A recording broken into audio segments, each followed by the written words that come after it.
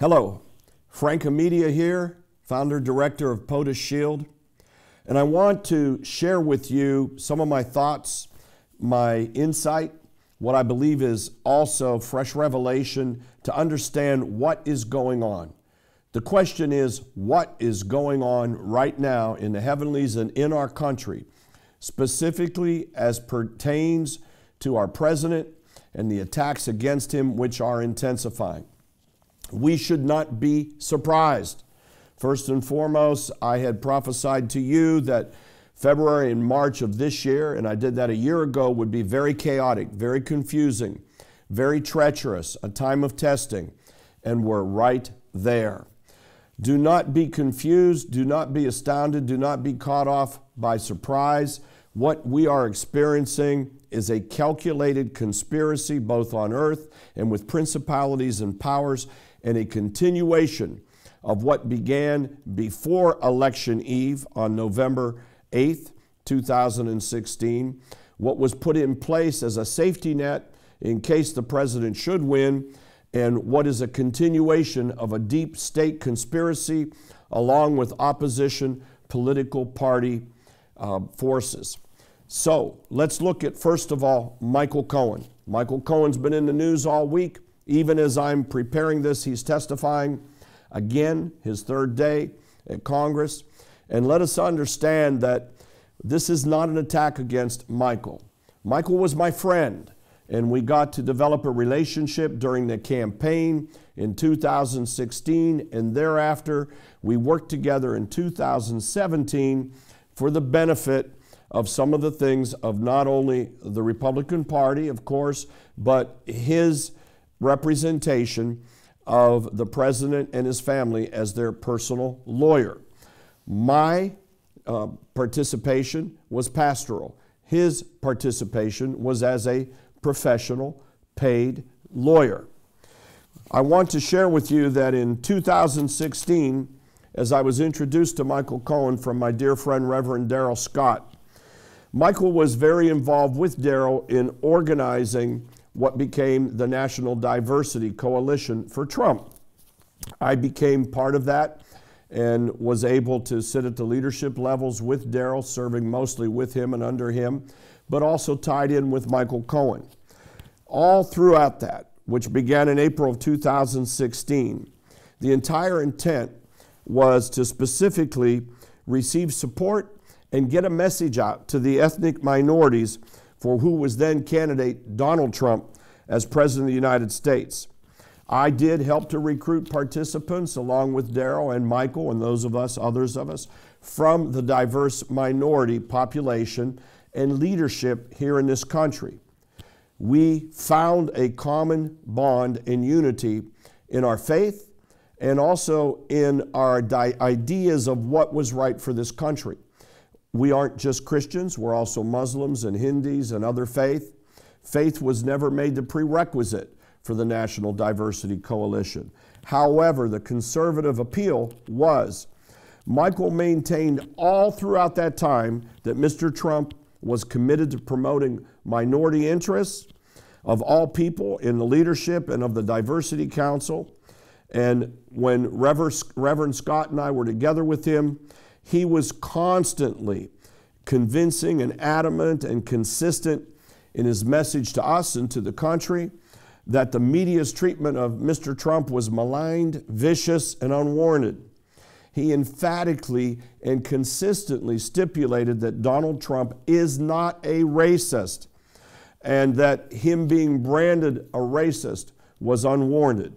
I want to give you just a little portion of a speech that he gave that has been publicized back then, and it was, I've lost count, this is Michael Cohen, quote unquote, I've lost count as to how many times the disgusting liberal mainstream media have attempted to label Mr. Donald Trump a racist, a xenophobe, and a bigot. Cohen said at that time, adding this, as the son of a Holocaust survivor, it's hard to sit back.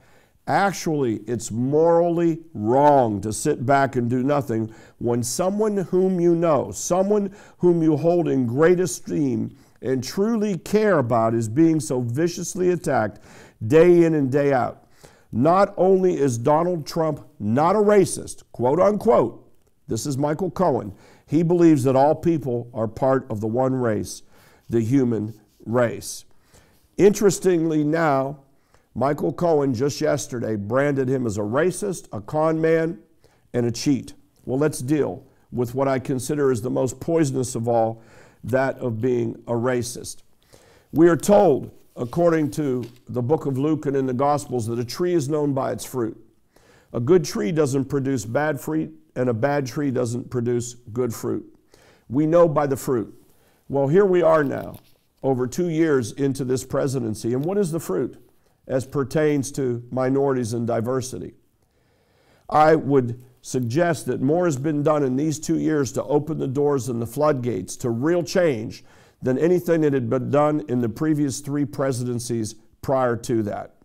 In fact, we see that we've had a judicial reform, and this basically was intended to help the lopsided percentage of minorities that are imprisoned, people of color, and offering a second chance. We see that an urban investment policy has been instituted by the administration through the Department of HUD, and that it was chaired by the president's family, and that the president himself pushed it and gave it the initiative that is now blanketing out through this country into our urban areas to empower, initiate, and help there to be investment in some of the most difficult areas of this country. We also see that over and over, the president has responded with executive actions, not just talk. And when he's tried to do an immigration reform, it's been stopped and impeded, and this double-edged sword that has gone on for years continues to cut and hack away to keep it as a divisive issue instead of one that's resolved. I can tell you that I had personal encounters with then Mr. Trump candidate in 2016. And these encounters often were that he would show his compassion for people of color and for minority interest. In fact, at one time, he shook his head in his office with myself and 5 other potentially supporters who then made their decision to support him that I had brought there. And this was early on in March of 2016. And he said, I know that this Dreamer issue is very sensitive. Help me to solve it. I don't want to displace these young people. I want to help them. He threw out that he was willing to offer a solution for the Dreamers. It wasn't even considered by the opposing party. Again, being kept a political football. Bottom line is, as Michael Cohen said in 2016 and through 2017 until his time of being turned in June of 2017, he said Donald Trump is not a racist. In my meetings with him, I found him to be to the contrary. But this point of diversion for Michael is very easily to discern. I was involved with Michael in 2015. I had multitudes of phone calls, text messages with him. In fact, on a pastoral basis, I was assisting with him as the professional lawyer for a family matter. I keep it private because it was pastoral. It was above board. It was what we would do for anybody in our family to just simply help, consult, and see how paths could be opened and made in the kingdom of God. In that basis, I myself spent literally over the span of 4 and 5 weeks, 100 hours. I know Michael had to at least spend half of that, if not as much of that. Why am I bringing this up? Michael, unfortunately, has presented and said that he was paid a retainer of $35,000 strictly for one purpose, hush money. But my question is this: what about all of the other services for the family? Aren't retainers to perform, and it's a blanket retainer to do what's necessary to do, especially with a family practitioner, one who is protecting or at least representing the family in issues? And so where are those sheets? Where are those timesheets? Where's the timesheet that shows our time together in March and April and those expenses? I declare if you follow that money, you'll follow the issue. Now, when was Michael turned? Well, as we can see, that's been public record. It happened in June 2017, and the person that Michael turned to was one named Lanny Davis. If we understand Lanny Davis a little bit, then we'll understand what's going on here a little bit more and see how it was revealed.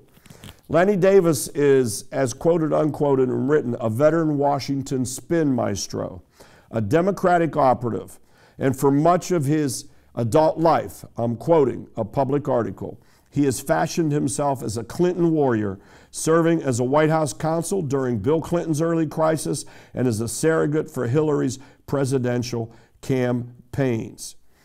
He first made his relationship during law school at Yale University. He has been a core member of the Clinton insiders since then. Now, for 47 years, he's operated as an attorney, but for several years, he's never gone back to court. He's a principal of both a high invested paid public relations firm in Washington, D.C., which represents nations and people and entities, and also a member of a high core Democrat law firm, high paid. I can tell you this, that he claims that he is serving Michael Cohen on pro bono. But when you understand this level of people, they don't serve somebody pro bono. Maybe quid pro quo. What does that mean? What is Lanny Davis receiving for accepting this assignment? And who connected them? I suggest that if we uncover who the connection was between Michael and Lanny Davis, when Michael was down on his knees, groveling in the dust, his cell phones taken from him, his bank accounts frozen, his office shut down, his records taken under a warranty and seized, his family desperate, obviously causing issues in his household with his beautiful wife and 2 children, a wonderful family, possibly some other extraneous marital stuff, all imposing. Michael had to turn, and that is when people like Lanny and others strike. They find the weak time, and there's a connector. And I'm suggesting that that connector could even be tied to the deep state that has been behind the scenes both before the election, during the election, and after the election, fabricating things such as the Steele dossier, coming forward, making sure there was a special counsel and a witchcraft. Interesting, Michael in his testimony said he has no proof of any collusion of Russia, never heard it, but he suspicions this. When you say you suspicion something that is based only on feelings or only the drama of trying to serve the audience that is feeding you, then that is witchcraft. That's manipulation. We know what the core of that is. When you can't put your finger on it, but you keep throwing out webs and saying, well, but I think it's this, when there's no proof, and in fact, the proof is to the contrary. Michael became a spin master under the greatest spin master that he had been exposed to, Lanny Davis. Interesting, Michael presented himself as a fixer. Very interesting. Lanny Davis is a professional fixer at the highest level. A fixer succumbed to a fixer. And now what they're doing is they're embellishing, again, the same story and continuing to bring it out before the public. Yesterday in this congressional committee, it was very easy to see that the very words that Michael wrote were a script. That the chairman, Cummings, who seems to be a nice guy, but he has bought into this lock, stock, and barrel, was operating from a script. Those who were attacking the president were using scripts. It was all scripted, and it just happened to occur while our president was in a most difficult time on the international scene for international peace with North Korea, one of the darkest, deepest states there is in the entire world and in the history of the world, and yet they chose that day and today. Michael says he wanted to serve his country. Maybe somehow in the caverns of his mind where he's become confused, he thought he was. But let's be honest, neither he nor that congressional committee served our country at all yesterday. They served partisan opposition, political interest intended to destroy this presidency and to repel the things that are important to us in the Judeo-Christian faith. We must stand and understand that we're not confused. Yes, somebody could say that he's a racist. Somebody could say he's a con man. Somebody could say he's a cheat. But we must look at the tree and what the fruit is.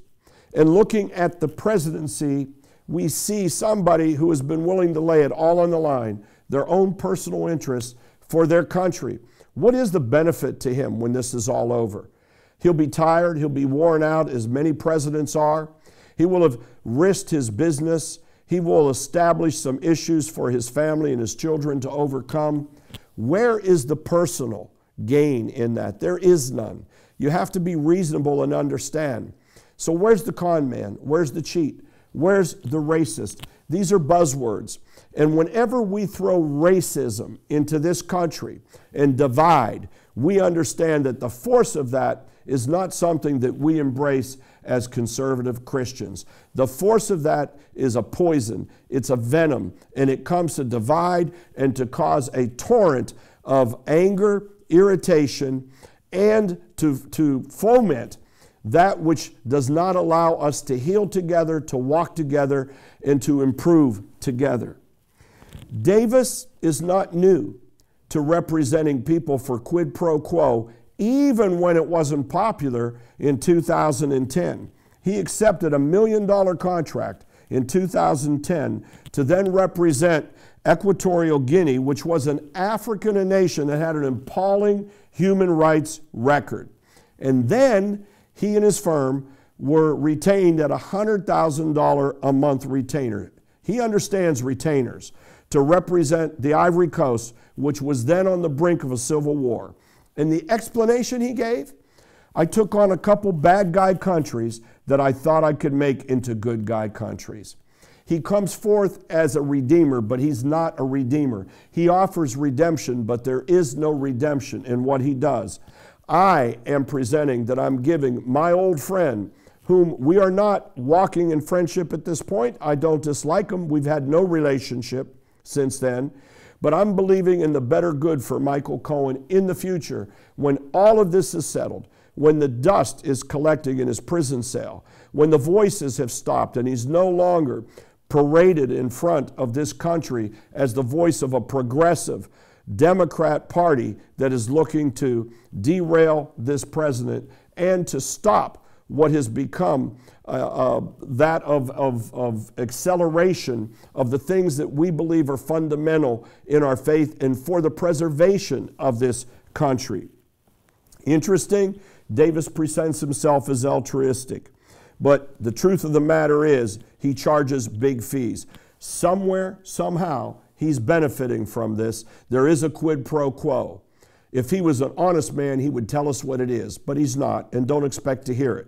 No more than we would understand that whomever began the Steele dossier is going to stand up and say, I take responsibility for it. I knew it was false. To the contrary, we will not see that happen unless it's cracked open. Where's the deep throat? Where's the someone with the real conscience to step up and say, I really need to say the truth? Michael Cohen, as he was trained to do, was seeking access. He was looking for somewhere to soften what he could not deal with himself. And whoever that connector was, coming as an operative, connected him with Lanny Davis. If you look at the picture, which we're going to put on the screen, of Michael testifying, you have Lanny Davis to the left and Lanny Davis's sidekick to the right. They scripted it. They were giving cues to the chairman of the committee, and they arranged everything, even discussing with Adam Schiff and Cummings before they came exactly what the agenda would be. It was nothing but scripted. Michael was and is a pawn. We need to pray for him, for his true redemption and for his true healing. Let me say this to you. Michael was in the inner circle of President Trump's office and in his team at Trump Towers. I know that. I witnessed that. Others of us witnessed that. One thing about the Trump organization then, and I assume it's the same now, is that it really wasn't padded with a lot of layers of people. For as big as it was a small group. Michael had the free reign of the offices. His office was on the same floor, one down below, and up above he had free access to the president, or at that time Mr. Trump at all times, to Eric, to Don, to Ivanka. And he let you know that he did. And he roamed in there willingly. If there was something going on that was Russian collusion, he would certainly have known about it and heard it. But what he said was, there was no collusion. And then all of a sudden, maybe I overheard a conversation, when the truth of the matter is he either heard it or he didn't. And this wouldn't be some enigma that all of a sudden came to him. He was truly in the inner circle of the president, roaming those offices all through the campaign and involved with all of it. On a pastoral basis, I do want to see redemption for him and for everybody. I thank God for my redemption. You know, what does it say? Once we were blind, but now we could see. Once my hands were soiled, but now they've been clean. I thank God that he has found his grace for me many years back, and I've been able to serve the kingdom, not coming to somebody who came fresh out of Bible school and never had a sin. I don't know those people. No, once we were sinners, but now we're washed in the blood and full of grace. So, yes, Michael loves his family. Yes, Michael wants to be a good husband. Yes, Michael is wallowing in sorrow for what he put his parents through. And yes, I do believe that he wants to honor the First Lady. But I say to you that this is not the path of redemption for Michael. What is redemption? Well, redemption is when we see that there's a change, when there's a break from the bondage of sin and liberty that comes in freedom. This is the kind of redemption that we are looking and praying for Michael, for everybody that God has given us the love of Christ to minister to. I'm telling you that I do believe Michael may find his redemption, but he's going to have to unspin this path that he's been on too.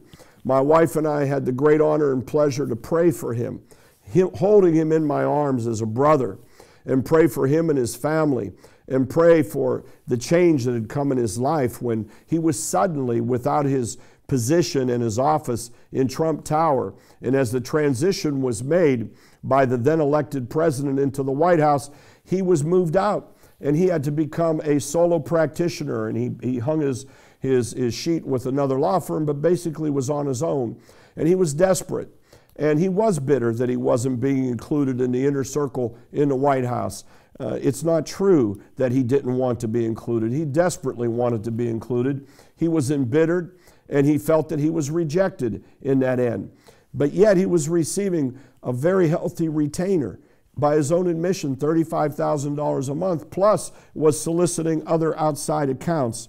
And so we see that Michael was put in a very desperate position, and in June of 2017, he was turned.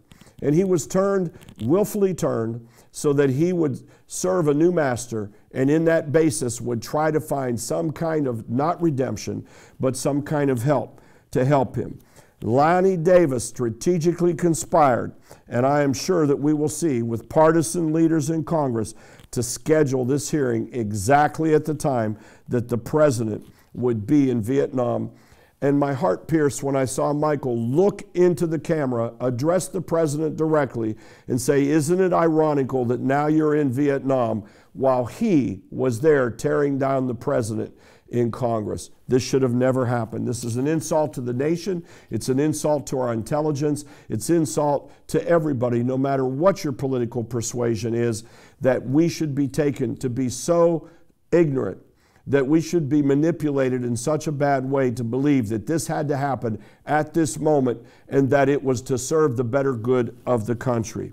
Investigative reporting should determine who it was that made the connection between Lonnie Davis and Michael. Was it somebody in the prosecutor's office in the South New York, the Southern District? I believe Lonnie Davis is very strong in that area, and that people in his law firm have some influence in that area. I would like to believe it wasn't in the Mueller investigation. Somebody made that connection when they were at their weakest time. And so we do pray for Michael's redemption. We do want to see his redemption. We do want to see everyone's redemption. We need to understand that we don't wrestle against flesh and blood, as we learn from the epistle of Ephesians. But against principalities, against powers, against the rulers of the darkness, against those that are staged spiritually against what God intends here on this earth and in His kingdom. We use God's mighty weapons, not worldly weapons, to knock down, to tear down, to destroy those strategies and conspiracies and forces that have been opposed against the kingdom of God. As POTUS Shield, that's what we do. As prayer warriors, worshipers, and watchmen, that's what we do. I want you to join with me as we pray and fast this coming month in March. I'll be sending stuff out to tear down these strongholds. Do not be surprised. This is that conspiracy again of Jezebel, of Abinadab, and of Absalom that I exposed a month, 6 weeks prior to the election in November, and I said it would be pulled down. I said that we would see that consortium, that evil would hang on its own gallows, even as it happened in the book of Esther.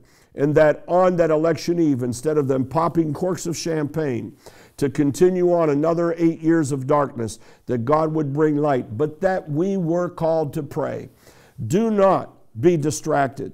The Supreme Court is still our first mark. It's still God's first mark. We need at least one more true conservative appointment.